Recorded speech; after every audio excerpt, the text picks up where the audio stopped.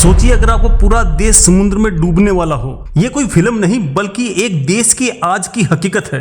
सबसे हैरान करने वाली बात है कि क्लाइमेट चेंज के लिए तुवालू का योगदान ना के बराबर है, फिर भी सबसे पहली और सबसे बड़ी कीमत वही चुका रहा है। और इस तबाही का सबसे बड़ा रहस्य, ऑस्ट्रेलिया तुवालू की मदद कर रहा है, लेकिन इसके बदले में उसने एक ऐसी शर्त रखी है जो तुवालू को हमेशा के लिए उसका गुलाम बना सकती है। तो क्या अपनी जमीन खोने के बाद तुवालू अपनी आजादी भी खो देगा? ये एक ऐसा सवाल है जो पूरी दुनिया को सोचना चाहिए। सच का बम यह है कि तुवालू ने ऑस्ट्रेलिया के साथ एक ऐसी संधि पर हस्ताक्षर किए हैं जिसके अनुसार वह ऑस्ट्रेलिया की इजाजत के बिना किसी भी देश से कोई सुरक्षा समझौता नहीं कर सकता। छिपा हुआ सच यह है कि यह देश अपनी गलती से नहीं डूब रहा, इसके पीछे दुनिया के सबसे ताकतवर देशों का हाथ है। तुवालू दुनिया का पहला देश बनने जा रहा है जो खुद को पूरी तरह से मेटावर्स में शिफ्ट कर रहा है, एक डिजिटल देश में। वहां की सरकार ने अपने देश को बचाने के लिए नहीं बल्कि उसकी यादें सजाने के लिए एक चौंकाने वाला कदम उठाया है। ऑस्ट्रेलिया का डायरेक्ट सीक्रेट यह है कि वह इस मदद के जरिए प्रशांत महासागर में चीन के बढ़ते प्रभाव को रोकना चाहता है। यह मदद नहीं, एक राजनीतिक चाल है।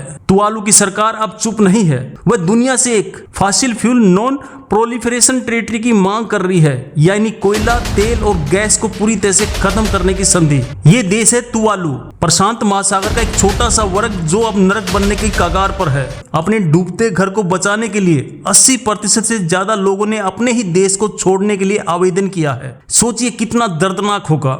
हर घर, हर पेड़, हर गली को 3D में स्कैन किया जा रहा है ताकि डूबने के बाद भी देश जिंदा रहे। दोस्तों, यह संभव है पर सच है, हम इतिहास की उस पीढ़ी पर हैं जो इस तबाही को रोक सकती है या फिर इसे देखकर नजरअंदाज कर सकती है। चुनाव हमारा है। दोस्तों, ये सिर्फ एक देश के डूबने की कहानी नहीं है, ये एक चेतावनी है।